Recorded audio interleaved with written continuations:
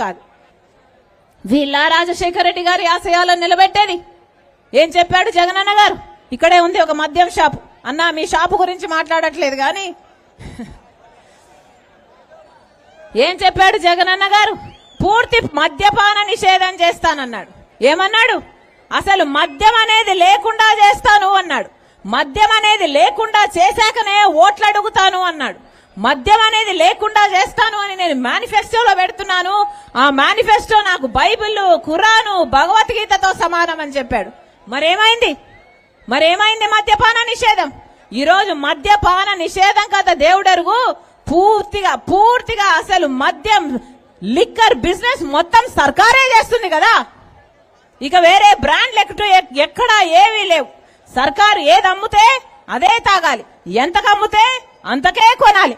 Cash అంటే క్యాషే. State కు ట్యాక్సులు లేవు, సెంటర్ కి ఇచ్చే ట్యాక్సులు లేవు. ఈ రాష్ట్రంలో, మన రాష్ట్రంలో పక్క రాష్ట్రాల కంటే ఈ కల్తీ మందు తాగి 25% మంది పక్క రాష్ట్రాల కంటే మన రాష్ట్రంలో లివర్ చెడిపోయి చచ్చిపోతున్నారు అని రిపోర్ట్లు వచ్చినా కూడా క్వాలిటీ చెక్ లేదు. సర్కార్ అదే అమ్మాలి, ప్రజలు అదే తాగాలి. ఇది ఎక్కడ విడ్డూరం? శాండ్ మాఫియా అంతే, లిక్కర్ మాఫియా అంతే, మైనింగ్ మాఫియా అంతే. ప్రజల గురించి అక్కర ఉందా? ప్రజల గురించి ఆలోచన ఉందా? 8 లక్షల కోట్ల రూపాయల అప్పుల కుప్ప ఉంది ఈరోజు మన రాష్ట్రం మీద. ఎవరు కట్టాలి ఇదంతా? పైగా చెప్తారు మేమంతా బటన్ నొక్కడానికట. బటన్ నొక్కడానికే అప్పులు చేశారట. మీరు బటన్ నొక్కేది కేవలం 55,000 కోట్ల రూపాయలు. అంటే 5 సంవత్సరాలు వేసుకున్నా కూడా 2.5 లక్ష కోట్ల రూపాయలు. మిగతా 5.5 లక్ష కోట్ల రూపాయలు ఏమైంది డబ్బంతా? అప్పు చేసి పప్పు కూడు అన్నారు ఎవరు? మన పెద్దలు. అలాగే ఉంది మన పరిస్థితి. 8 లక్షల కోట్ల అప్పు ఉంది. అయినా కూడా మన ప్రజలకు ఏమైనా బాగుపడ్డారా అంటే దేనికి డబ్బు లేదు. రాజధాని కట్టుకోవడానికి డబ్బు లేదు, పోలవరం కట్టుకోవడానికి డబ్బు లేదు, ఫీజు రీఎంబర్స్మెంట్ కి డబ్బు లేదు, మెట్రో వేసుకుందామంటే డబ్బు లేదు, కనీసం రోడ్లు వేసుకుందామంటే డబ్బు లేదు, కనీసం జీతాలు టైంకి ఇద్దామంటే కూడా డబ్బు లేదు. ఏమైపోయినట్టు ఈ డబ్బంతా? మీ డబ్బు, ప్రజల డబ్బు ఏమైపోయినట్టు?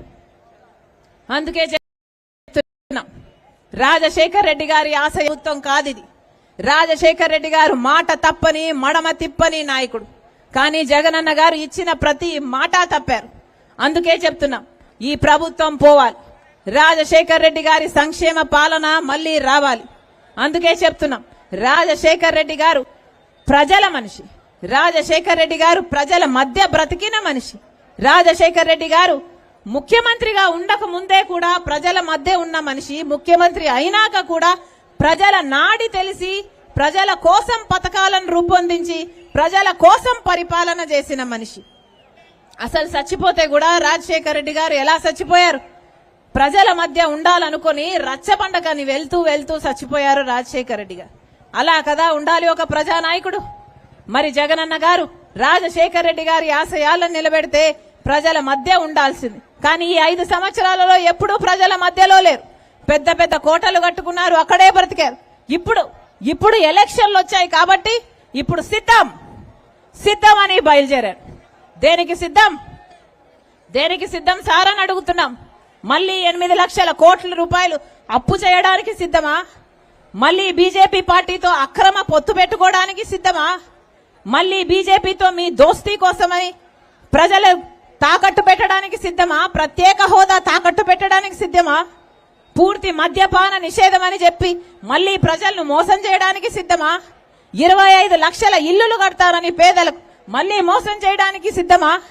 25,000తో మెగా డిఎస్సీ అని చెప్పి దగా చేయడానికి సిద్ధమా? దేనికి సిద్ధం? మీరు ప్రజలను దగా చేయడానికి సిద్ధమైతే ప్రజలు మిమ్మల్ని ఇంటికి పంపడానికి కూడా సిద్ధం. మళ్ళీ చెప్తున్నాం,